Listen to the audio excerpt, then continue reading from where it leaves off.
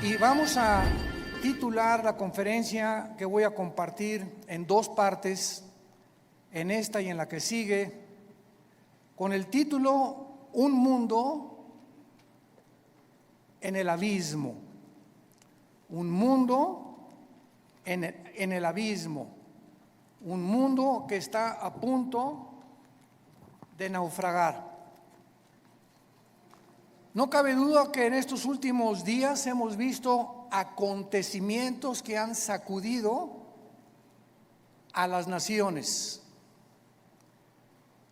Acabo de grabar un reportaje especial, los invito a que lo vean en nuestras páginas, redes sociales, titulado Afganistán, donde comparto por cerca de media hora, 35 minutos, lo que está sucediendo en Afganistán, pero más importante que eso, las repercusiones globales que se vienen como consecuencia de lo que acaba de suceder. Y ustedes pues ponen los medios masivos de comunicación, CNN, Fox News, NBC, etcétera, etcétera, y todos los periódicos y los medios de comunicación seculares o del mundo nos presentan una perspectiva geopolítica, económica, histórica, pero no bíblica. Y cuando nosotros nos damos cuenta que estos acontecimientos se están desarrollando, corroborando, confirmando que verdaderamente la Biblia es ahorita la luz del mundo, siempre lo ha sido, pero mientras más oscuro esté el mundo, más oportunidad tenemos nosotros de alumbrar. Cuando un grupo de terroristas o grupo terrorista llamado los talibanes, la palabra talibán significa estudiante, porque son estudiantes del Islam y de la ley Sharia. Cuando comenzamos a recibir correos, están llegando ahorita, ¿verdad?, los aviones tratando de sacar, y las imágenes que vimos, cómo la gente se caía de las alas de los aviones cuando estaban tratando de sacar gente de Kabul, que es la capital de Afganistán. Nos llegaron más de 60, 70 correos, llamadas de teléfono. Yo no pude esa tarde colgar, le decía a mi esposa, una tras otra, de Brasil, de Argentina, de España, de Inglaterra, de hispanos desde luego, preguntándonos, ¿qué piensa usted acerca de lo que está pasando? Todo el mundo estaba alborotado, pero nadie sabía bíblicamente lo que estaba sucediendo. Me puse a orar e inmediatamente comencé a tratar de recopilar la información que yo podía reunir para dar una conferencia al otro día, un reportaje especial para que pudiéramos los cristianos principalmente darnos cuenta que los Estados Unidos de Norteamérica no aparecen en la Biblia, y lo venimos diciendo desde hace muchos años. Los Estados Unidos de Norteamérica, que tuvieron la supremacía política, militar y económica desde 1945 y que por más de 70 años jugaron el papel de policía, porque durante muchos años Estados Unidos estuvieron disque vigilando que no hubiera dictaduras o ayudar a las naciones que eran ocupadas por dictadores, luchar contra el terrorismo, como se inició desde el ataque a las Torres Gemelas. El presidente George Bush lanzó un ataque contra 3 naciones que fueron Irán, Irak y Afganistán, porque Afganistán había sido el nido o la cueva de un grupo llamado Al-Qaeda, donde posteriormente capturaron ahí en Islamabad al famoso líder Osama Bin Laden. Y esta guerra contra el terrorismo, ¿verdad?, fue llevada durante los últimos 20 años, y finalmente nos damos cuenta que con la nueva administración actualmente del presidente Joe Biden, los errores tan grandes que han cometido ha hecho que ahora, con la actuación que Estados Unidos tuvo, le llaman ahora un tigre de papel. Estados Unidos ya no es la nación que era. Ahora China ya sabe que puede invadir Taiwán. Ahora Irán ya sabe que pueden continuar con las centrifugadoras produciendo el uranio 35 para fabricar la bomba atómica. Ahora Irán ya sabe que lo puede hacer. Ahora Corea del Norte ya sabe que no tiene ningún impedimento para someter a Corea del Sur. Y ahora Turquía también ya sabe, a través del presidente Erdogan, que pueden levantarse para la reconstrucción de Afganistán, y el presidente de Turquía se ha autonombrado el líder mundial del Islam.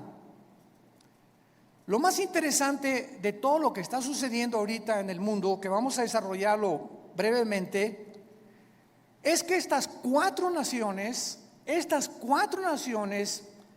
China nunca ha dejado de tener relaciones cordiales con los talibanes, nunca. Pero lo más interesante de esto, bíblicamente, porque es lo que nos interesa y lo que solamente los cristianos lo sabemos, es que son las cuatro naciones que se mencionan en Ezequiel 38 y 39, en la próxima invasión contra Israel. Y ahora Israel, el patito feo, ha quedado por primera vez desde 1948, que volvieron otra vez a revivir nacionalmente la nación de Israel. Ya no tiene quien los defienda, han quedado vulnerables. Y también los Estados Unidos de Norteamérica han quedado vulnerables, porque si Estados Unidos no aparece en las profecías bíblicas y en esta invasión del capítulo 38 de Ezequiel no aparece tampoco, significa o que iba a caer económicamente, o que iba a comenzar a corromperse interiormente, como dijo Abraham Lincoln. Estados Unidos no va a caer fuera por sus enemigos. Si Estados Unidos cae es porque se corrompió internamente. Y esto nos da un panorama maravilloso para saber que los cascos de los jinetes del Apocalipsis ya se escuchan en el cielo. La voz del novio ya la escuchamos, que dice: prepárate, prepárate, prepárate. Y todos ustedes que nos escuchan, que no tienen la seguridad de la salvación a través de la predicación del evangelio de la gracia de Jesucristo, prepárate para encontrarte con Dios. Porque así como los talibanes creían que en 2 meses las tropas norteamericanas iban a salir, y cuando descubren que Estados Unidos viola el pacto con el presidente Ghani y con los talibanes, de que no era verdad lo que el expresidente Trump firmó, les tomó 48 horas, 2 días les tomó apoderarse de toda una nación, sin que nadie chistara ni nadie dijera pío. Y se quedaron ahí en Afganistán más de 2,000 vehículos blindados, helicópteros Black Hawk, que son los más modernos para la guerra, más de 50 aviones, fusiles de largo alcance, de mira telescópica, lanzagranadas, millones de municiones. Y ahora este grupo se convierte en el grupo terrorista mejor armado y más peligroso del mundo entero. El mundo queda automáticamente bajo una gran amenaza. Pero estas 4 naciones, China, Rusia, Irán e Irak, forman parte de la invasión en Ezequiel 38. Esto es impresionante, es increíble. Y son las 4 naciones que están apoyando ahorita a los talibanes y que mantienen relaciones con ellos y los van a seguir defendiendo. Y por eso todos los que se consideraban que si no actuaban como China No puede entrar a Taiwán porque la flota norteamericana, ahora ya no, ahora ya pueden atacar a Taiwán. Irán, pues no podemos darle velocidad a la fabricación de las bombas atómicas porque Estados Unidos se nos puede echar encima. Ahora ya tienen la bandera libre para continuar produciendo armas nucleares. Y así, todas las naciones que tenían algún temor de que Estados Unidos reaccionara y mandara a sus soldados, se perdió completamente. El mundo ha quedado vulnerable. Abran sus Biblias en el capítulo 24 del libro de Isaías. Ojalá que todos hayan traído su Biblia. En los tiempos que vivimos, si tú no tomas en serio a Dios y sigues viniendo a la iglesia sin la Biblia, eres un cristiano de papel. A menos que ahorita en el metro se te cayó y lo olvidaste, que solo Dios lo sabe. Pero ya no podemos seguir siendo cristianos de papel, de pacotilla, de oídos y profesando por afuera sin darle la importancia a Dios que Él nos pide que le demos a este libro sagrado, que es la única luz que tenemos actualmente. El pasaje que voy a leer en Isaías 24 se escribió hace más de 2500 años.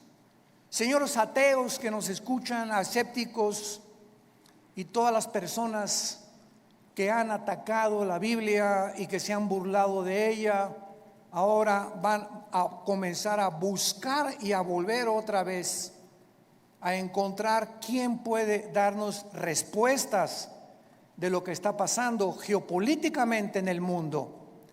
Y en este pasaje, escrito hace más de 2500 años, se describe cómo va a acabar el mundo. Pero aún más que eso, el Espíritu Santo nos delinea claramente las razones por las cuales el mundo ha llegado a la condición en la que se encuentra actualmente.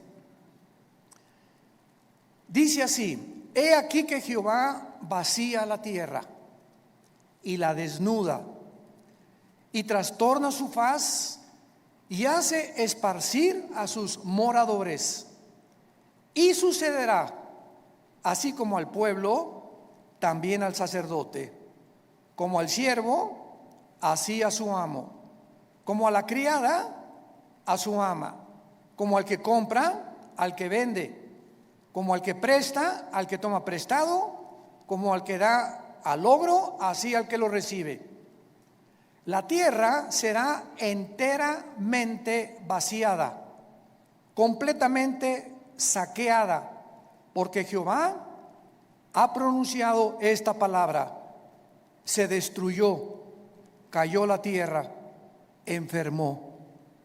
Cayó el mundo, enfermaron los altos pueblos de la tierra, y la tierra se contaminó bajo sus moradores porque, número 1, traspasaron las leyes. Número 2, falsearon el derecho. Y número 3, quebrantaron el pacto sempiterno. Por esta causa, la maldición consumió la tierra y sus moradores fueron asolados. Por esta causa fueron consumidos los habitantes de la tierra y disminuyeron los hombres. Se perdió el vino, enfermó la vid, gimieron todos los que eran alegres de corazón. Cesó el regocijo de los panderos, se acabó el estruendo de los que se alegran, cesó la alegría del arpa. No beberán vino con cantar, la sidra les será amarga a los que la bebieren. Quebrantada está la ciudad por la vanidad, toda casa se ha cerrado, para que no entre nadie. Esta escritura ha sido llamada el Apocalipsis de Isaías, porque después de que Isaías profetiza en este libro el juicio contra 11 naciones, el Señor ahora anuncia el juicio final contra el mundo entero. Ya el Señor Jesucristo había anunciado, Mateo 24:21, porque habrá gran tribulación en el mundo como nunca jamás la ha habido antes. En Lucas 21 escribe estas palabras el evangelista Lucas, versículo 25: habrá señales en el sol, en la luna, en las estrellas, y en la tierra angustia de las gentes, confundidas a causa del bramido del mar y de las olas, desfalleciendo los hombres por el temor y la expectación de las cosas que sobrevendrán en la tierra, porque las potencias de los cielos serán conmovidas.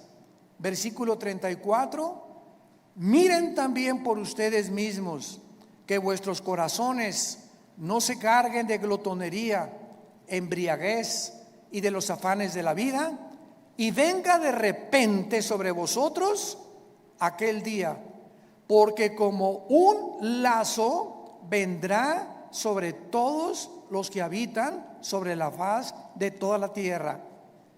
Velad pues en todo tiempo, orando que seáis tenidos por dignos de escapar de todas estas cosas que vendrán y de estar en pie delante del Hijo del Hombre. Regresando al pasaje de Isaías, encontramos en los primeros 4 versículos 3 puntos importantes acerca del juicio de Dios. En primer lugar, dice el versículo 1: he aquí que Jehová vacía la tierra y la desnuda, la trastorna y hace esparcir a sus moradores. En primer lugar, encontramos que va a ser Dios y su Hijo Jesucristo, como lo vamos a ver a continuación, los agentes que van a juzgar al mundo. Esto es absolutamente obvio y lógico, ya que Dios es imposible que juzgue a alguien que no merece. Es imposible que Dios mande una maldición sin que los que reciban la maldición se hayan hecho merecedores de lo que recibieron. Porque todo lo que sembramos, todas las decisiones que tú has tomado en tu vida, todas las cosas que has decidido en tu vida tienen consecuencias, para bien o para mal. Si te casaste equivocadamente, si compraste un vehículo equivocadamente, si hiciste un gasto equivocadamente de dinero, no le eches nunca la culpa a Dios. Somos personas, individuos responsables moralmente de nuestras acciones. Y por esta responsabilidad y esta libertad y libre albedrío que tenemos para hacernos merecedores que lo que sembramos tenemos que recoger, tenemos que formar y normar nuestra vida de aquí en adelante. Dice la Biblia en Hechos capítulo 17, versículo 30 al 31, lo mismo. Veamos cómo los apóstoles anuncian quién va a juzgar al mundo.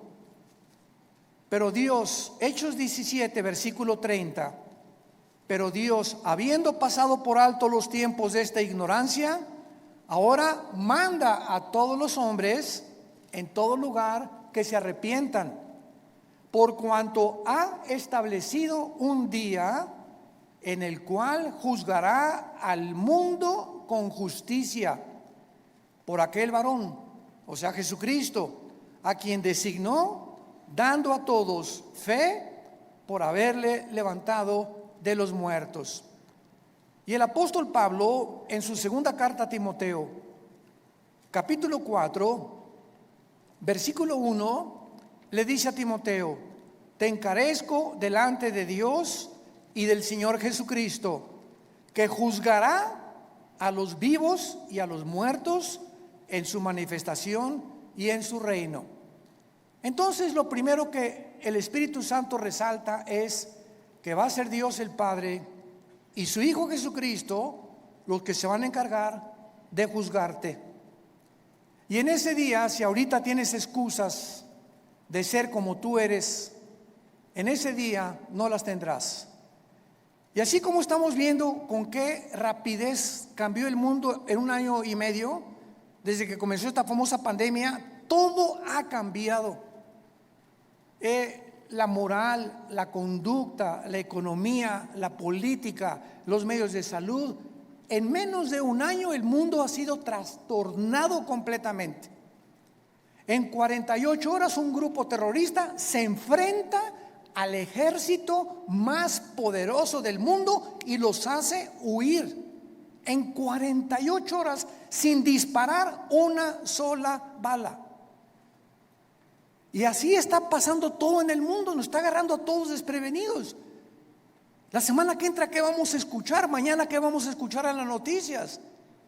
Y tal vez la próxima noticia para ti es que te quedan 3 días de vida, te queda 1 semana de vida, te queda 1 mes de vida y no lo sabías, ni te lo imaginabas. Dice la Biblia, prepárate para encontrarte con tu Dios. Viene el juicio. Viene el día del juicio al mundo. Tenemos que reaccionar y tenemos que arrebatar del fuego a nuestra familia, a nuestros amigos, y ahora más que nunca tener convicciones. Tenemos que ser cristianos de convicciones. Si tú no tienes convicciones de la santidad y de la forma que debes de vivir, el mundo te va a jalar, porque la presión, como el imán, es más fuerte lo que te jala que lo que te sostiene.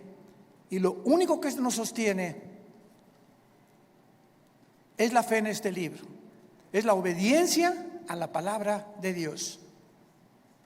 Prepárense para que sean tomados por dignos de escapar todas estas cosas. Regresamos a Isaías. En el versículo 2 encontramos, en segundo lugar, que será un juicio universal. Sucederá al pueblo como al sacerdote, al siervo como al amo, a la criada como al ama, al que compra, al que vende, o sea, todas las clases sociales, porque Dios no tiene consentidos, ni Dios hace acepción de personas. Dios juzga a indígenas, a ricos, a reyes, a políticos, a educados, a no educados. Dios juzgará a todos los seres humanos salvajes, mayas, tlaxcaltecas, egipcios, babilonios, etcétera, etcétera. Dios juzgará a todos los seres humanos que descendemos desde Adán hasta nuestros días. Dice en Apocalipsis capítulo 20 cómo será este juicio, porque el juicio que estamos hablando no es el juicio a los cristianos. Cuando estamos hablando que Dios juzgará al mundo con justicia, estamos hablando a todos los que le rechazaron. Todo lo que estamos hablando ahorita, y lo vamos a ver a continuación, por qué Dios los va a juzgar, es el juicio que se llama en Apocalipsis capítulo 20, del 11 al 15, el juicio del gran trono blanco. Porque todos nosotros que hemos recibido a Jesucristo, ya hemos sido juzgados en la cruz. Gloria a Dios, aleluya. Ese hombre llamado Jesús de Nazaret, que murió y abrió sus brazos en esa cruz, llevó tu culpa, tu culpa, tu culpa y mi culpa. Y lo que tú y yo merecíamos pagar ahora en el día del juicio con el infierno y el lago de fuego, Él en la cruz lo llevó en su cuerpo de carne. El que no conoció pecado, por nosotros se hizo pecado, para que nosotros, pecadores, inmundos, cochinos, sucios, fuésemos hechos la justicia de Dios en Él.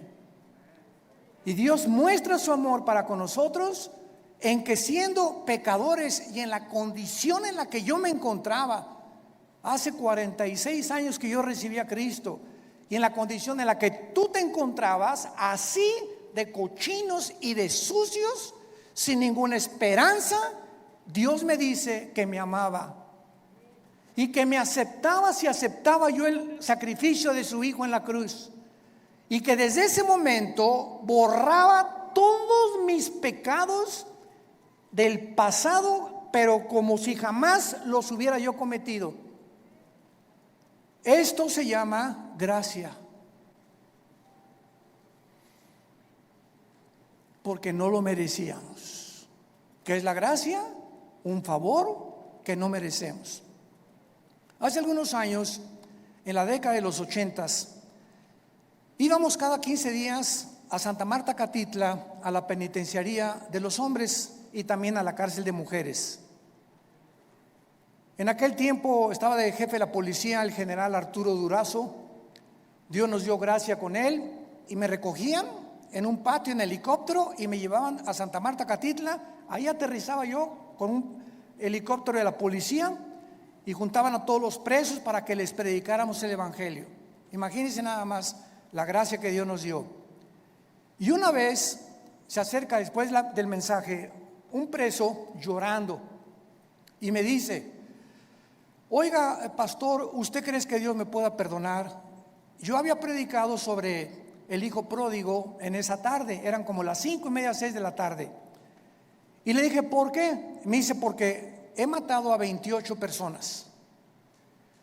Pero quiero decirle que estoy aquí en la cárcel no por las 27 asesinatos que cometí antes, sino porque me mandaron de un estado a la Ciudad de México a matar otro recadito que me encargaron, porque yo era matón a cuenta, y en el periférico saqué la 38 y maté a esa persona que me encargaron matar, y la policía me agarró, y estoy aquí por un crimen para pagar 15 años, pero yo debo 27 vidas más.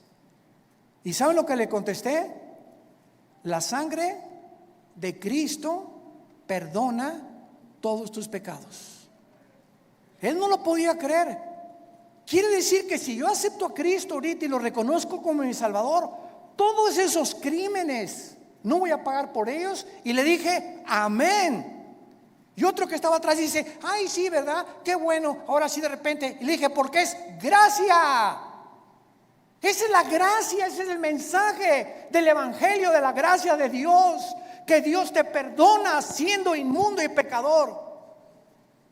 Porque nadie merece irse al cielo, nadie merece el perdón. Dios nos lo da en su amor en la cruz. Esta palabra gracia no aparece en ninguna religión. En ninguna religión. Y hay cristianos que todavía no han entendido el significado de la palabra por gracia somos salvos por medio de la fe. Es la fe la que nos da la gracia de Dios. El creer lo que Él hizo en la cruz nos hace, nos abre para que Dios tenga a favor de nosotros, se compadezca de nosotros y nos regale el amor de su Hijo Jesucristo. ¿Qué mensaje tan glorioso tenemos? Yo quiero decirte a ti que nos estás viendo por la televisión y ustedes que están aquí presentes. Me puedes decir, yo he abortado 8 niños, llevo 3 divorcios, he matado, he adulterado, he hecho aquello. Si tú recibes a Cristo, Dios te perdona. Y en este día del juicio tú no estarás presente, porque Él pagó por ti y por mí. Y por eso vivimos tan agradecidos, humillados, después de lo que Él hizo en nuestro lugar en esa cruz.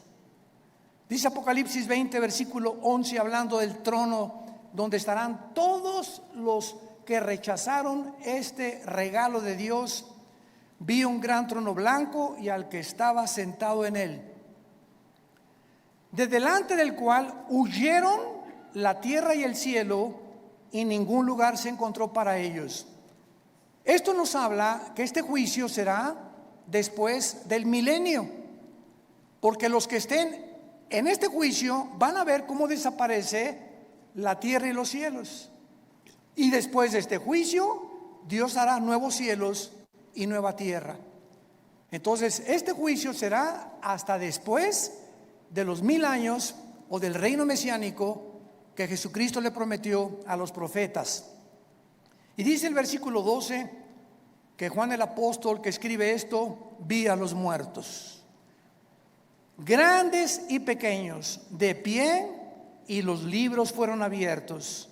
Y otro libro fue abierto, el cual es el libro de la vida. Y fueron juzgados los muertos por las cosas que estaban escritas en los libros según sus obras. Vemos que Juan nos dice que cuando Dios abrió los libros, todos los seres humanos que estaban enfrente del trono de Dios estaban parados. No había nadie de rodillas, todos de pie. ¿Por qué? Porque en ese momento se acabó la misericordia. En ese momento ya no hay gracia. En ese momento ya no hay favor, ya no hay nada más que dictar la sentencia. La gracia, el favor, la misericordia están hoy que tú me escuchas delante de ti a través del mensaje del evangelio de la gracia de Jesucristo. Pero si después de esta vida tú rechazas lo que te está Dios ofreciendo en este momento, se acabó, porque eres responsable. Somos sometidos a la ley de la responsabilidad individual, y cuando tú te mueras, te morirás en tus pecados, porque tú así lo decidiste. Como dijo un predicador hace algún tiempo, Dios no manda a nadie al infierno. Dios no manda a nadie al infierno, ellos se van solitos. Dios dio a su Hijo en la cruz, y si tú te condenas es porque tú escogiste pasar la eternidad lejos de Dios, porque en esta vida rechazaste a Dios y no lo quisiste, menos te gustará seguir con Él después de muerto. Los libros van a ser abiertos, todos tus pensamientos, todas tus palabras y todas tus acciones serán traídas delante de ti como en una película. Y observamos que Dios te va a juzgar por las obras. Qué irónico, ¿verdad? La salvación es por gracia sin las obras, pero el juicio será por las obras, por lo que tú hiciste. Y ahora, por lo que nosotros hicimos, Dios nos perdona, pero el día del juicio no lo vas a soportar. Y en tercer lugar, regresamos a Isaías 24, dice el versículo 3 y 4, que este juicio devastará completamente el mundo. La tierra será vaciada, versículo 3, Isaías 24, completamente saqueada.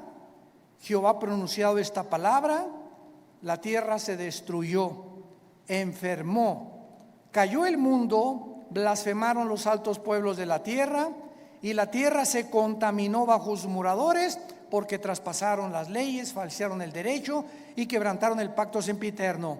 Estas características del versículo 4 ya las podemos ver. ¿En qué planeta estamos tú y yo viviendo? En un planeta donde el aire ya está contaminado. Las frutas, las cosechas, la agricultura, los campos están contaminados. El mar inmensamente contaminado. La comida contaminada. Todo a nuestro alrededor es un mundo contaminado. Y lo más interesante que vamos a descubrir a continuación es que ahorita las naciones, el efecto global y el clima, están luchando las naciones por mejorar el clima, sin que los líderes de las naciones se den cuenta, porque hay un velo en sus mentes que no pueden entender la realidad de lo que nos rodea. Creen que se debe pues a los hidrocarburos y esto y el otro, que tienen algo que ver, pero de acuerdo a la Biblia, la contaminación del planeta está asociada con nuestros pecados. Mientras más inmoralidad hay en el mundo Y mientras más maldad hay en el mundo, la tierra sufre igualmente que nosotros. Y esto lo podemos ver claramente, para confirmarlo, cuando Dios creó el paraíso o el huerto del Edén, donde todo era perfecto. ¿Se acuerdan? Los leones no mordían, las rosas no tenían espinas, los reptiles no tenían veneno, no había tormentas, no había tsunamis, no había terremotos. Adán y Eva vivían en un mundo perfecto. Y cuando Adán y Eva pecan, qué interesante, toda la ecología del mundo cambia inmediatamente. En el momento que la primer pareja peca, se cambia la genética de los animales y se vuelven feroces. Se cambian las condiciones del mundo y comienza a llover. Se cambia la condición de las plantas y comienzan a sacar espinas.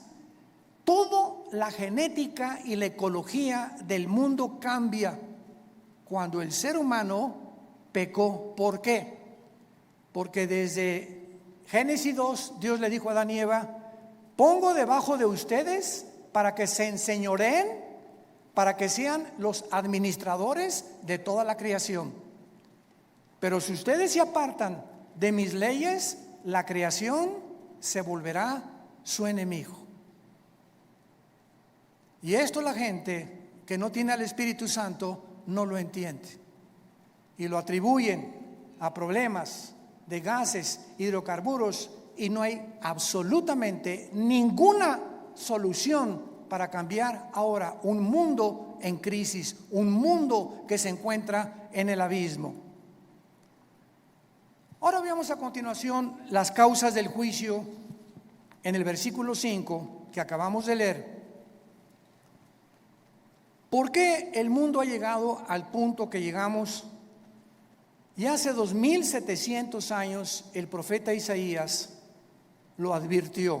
Número 1, la tierra se contaminó bajo sus moradores porque, en primer lugar, falsearon las leyes o falsearon el derecho. Esta palabra es Torah en el hebreo, si te interesa ponerlo, cuando dice falsearon las leyes, falsearon los mandamientos de Dios. Y esto es importante porque la Biblia nos muestra claramente que la contaminación, repito, afecta al ser humano, y la iniquidad y la maldad y la inmoralidad de los habitantes del mundo es tan grande el pecado, que la naturaleza se vuelve contra nosotros. Veamos otros ejemplos de esto en el libro de Job, capítulo 36. Job, capítulo 36, versículo 33. El trueno declara su indignación. ¿Han oído ustedes los truenos y los rayos? ¿No te sacuden? Mi esposa, cuando truena, a ella me encanta que truene, porque sé que no me va a pasar nada. Y mi esposa sale corriendo y ay, está lloviendo. Y digo, pues aquí, mira, más cerquita aquí conmigo, y aquí la apapacho. Pero cuando truena nos ponemos así, ¿verdad? Porque se oye una cosa esplendorosa en el cielo, como una voz gigantesca, ¡pum!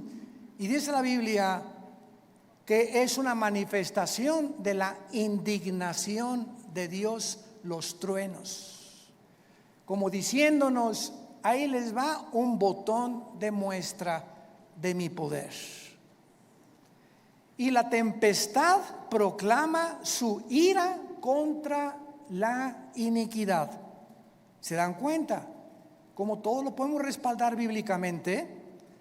Ahora capítulo 37 de Job, versículo 12 y 13.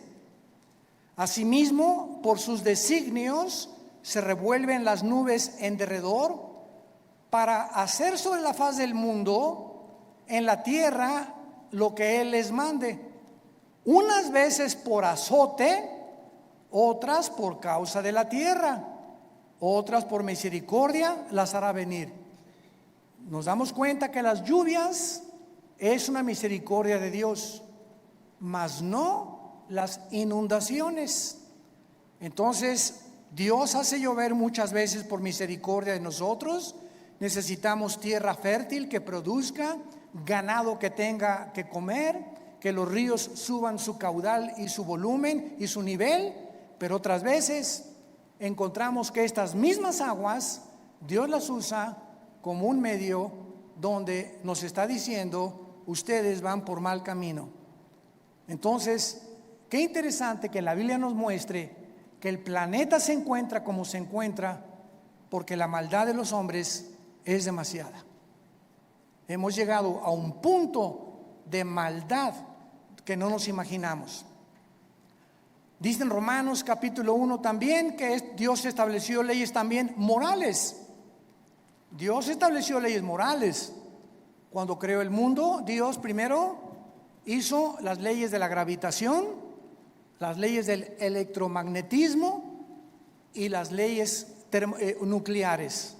Las leyes cósmicas: la Tierra mantiene su movimiento en 24 horas, en 35 días alrededor del Sol. Vemos que la ley de la gravitación actúa las 24 horas del día, pero así, como estamos bajo un universo completamente y lujosamente, admirablemente diseñado por el Creador, gracias, señores científicos que nos escuchan, gracias al orden y el diseño de las leyes, existe la ciencia. ¿Por qué existe la astronomía? Porque los astrónomos pueden ver perfectamente bien y predecir un meteoro o esto y el otro, porque el universo está obrando, trabajando metódicamente como un reloj que se le dio cuerda. ¿Por qué existen las leyes? La primera y la segunda ley de la termodinámica, porque todo nos habla que está sujeto a un deterioro, a una oxidación. El Sol pierde toneladas masa cada segundo, y gracias a esto se establece que no hay evolución, que la segunda ley de la termodinámica contradice la ley de la evolución. En lugar de que estemos evolucionando, vamos de arriba hacia abajo, no vamos mejorando.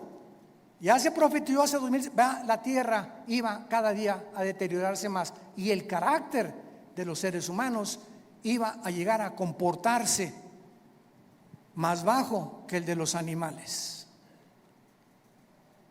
Traspasamos las leyes. Dice Romanos capítulo 1 versículo 21: pues habiendo conocido a Dios, no le glorificaron como a Dios, ni le dieron gracias, sino que se envanecieron en sus razonamientos, y su necio corazón fue entenebrecido. Profesando ser sabios, se hicieron necios, y cambiaron la gloria de Dios incorruptible en semejanza de imagen de hombre corruptible, de aves, de cuadrúpedos y de reptiles, por lo cual Dios los entregó a la inmundicia en la concupiscencia de sus corazones, de modo que deshonraron entre sí sus propios cuerpos, cambiaron la verdad de Dios por la mentira, honrando y dando culto a las criaturas antes que al Creador, el cual es bendito por los siglos. Por esto Dios los entregó a pasiones vergonzosas, aún sus mujeres cambiaron el uso natural por el que es contra naturaleza, y los hombres igualmente, dejando el uso natural de la mujer, se encendieron en su lascivia unos con otros, cometiendo hechos vergonzosos hombres con hombres, y recibiendo en sí mismos la retribución debida a su extravío. Acabo de leer un artículo de uno de los más grandes y prestigiados psiquiatras del siglo XXI, aseverando la siguiente declaración: el 70% de las personas transgénero se quitan la vida.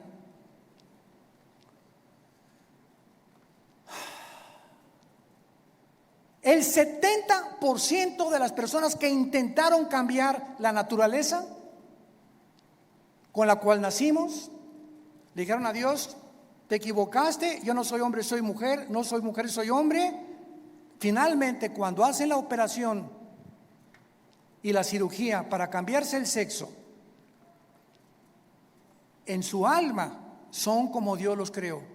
Y comienza una lucha interna, ¿soy o no soy? ¿O qué soy? Y la confusión y el conflicto mental llega al grado que prefieren quitarse la vida.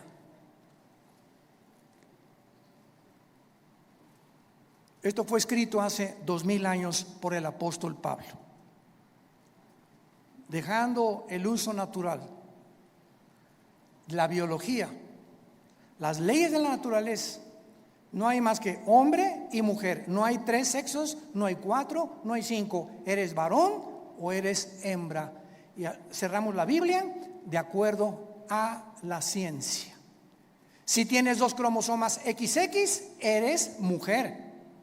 Y si tienes el cromosoma Y, que las mujeres no tienen, eres macho camacho. Eres hombre de los pies a la cabeza. Y si tú niegas tu genética y niegas la naturaleza, acarreas, dice el apóstol Pablo, hace 2000 años, se viene sobre ti tu propia naturaleza. Y nunca podrás vivir en paz, porque has traspasado las leyes de Dios. En segundo lugar, dice, falsearon el derecho. Los gobernantes, los magistrados de justicia que nos escuchan, los jueces federales y civiles, los senadores, los diputados, los dictadores, han pervertido el derecho para gobernar recta, íntegra y honestamente una nación.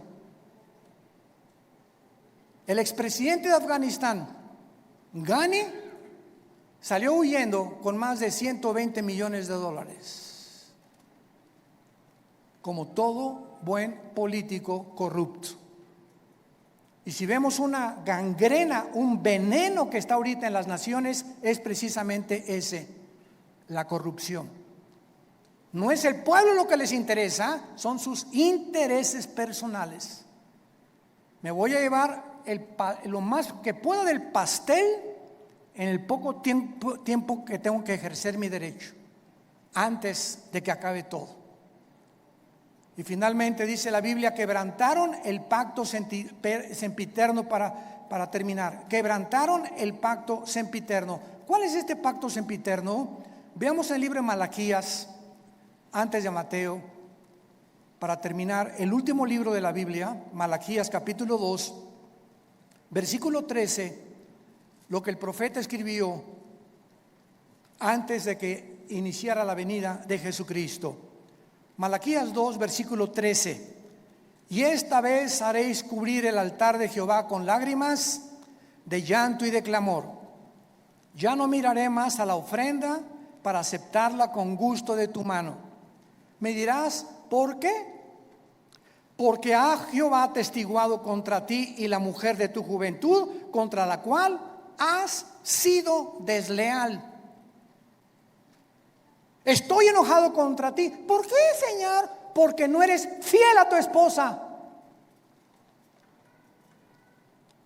Y vas a llorar y te vas a arrepentir y te vas a jalar los pelos. Y si te mueres en esta condición, te condenas eternamente. Porque has sido desleal. Vamos a ver qué significa la palabra en hebreo, desleal. Siendo ella tu compañera y la mujer de tu pacto.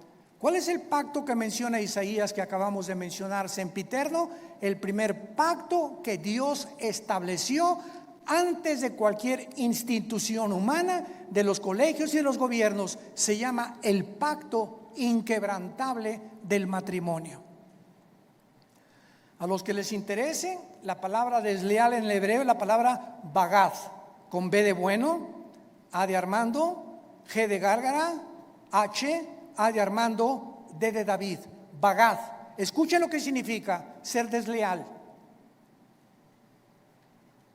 Actuar encubiertamente, hipócritamente, fraudulentamente o secretamente, encubrir, tapar, engañar y decir cosas que no sentimos. Cuando tú te volteas a tu esposa y dices te amo, solo Dios sabe que le estás diciendo que verdaderamente le amas. Y cuando tú le dices a tu esposa te amo y atrás de ti tienes tu amante, estás encubriendo, eres un hipócrita, estás falseando completamente y Dios te está escuchando. Y eso Dios lo tiene que castigar. Dios tiene que juzgar la deslealtad, la hipocresía que podamos tener en el matrimonio. Por eso tenemos estos seminarios cada año con 300, 250 parejas, para que en esos 3 días regresemos a la Biblia, nos arrepintamos, hay una renovación de votos el último día junto a la playa, una cena de gala, y ahí podemos descubrir que, Dios mío, es que yo sentí que ya no la amaba, pero viene el Espíritu Santo y nos da algo sobrenatural que ya habíamos perdido, porque le estamos diciendo a Dios: yo quiero mantener y llegar hasta el fin con mi gordita y con mi gordito, porque de otra manera me estoy engañando. No puedo irme con un amante ni creer que hay una mujer que me satisfaga, que la mujer y la madre que tú me diste para mis hijos. El mundo está enfermo, tenemos que reaccionar, y en esta tarde les pido a todos ustedes que se arrepientan de sus pecados.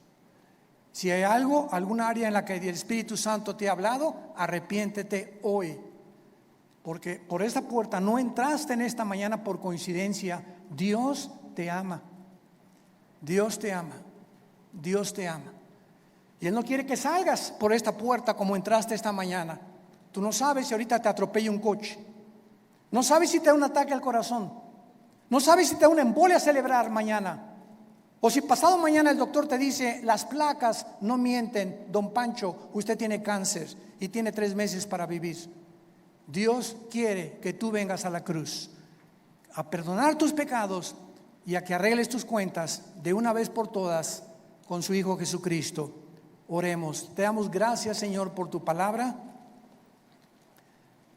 porque de tal manera nos amas que nos has dado a tu Hijo Jesucristo, para que cualquiera,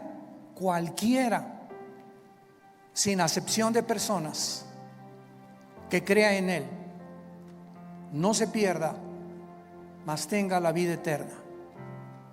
Mas Dios muestra su amor para con nosotros en que, siendo aún pecadores, Cristo murió por nosotros.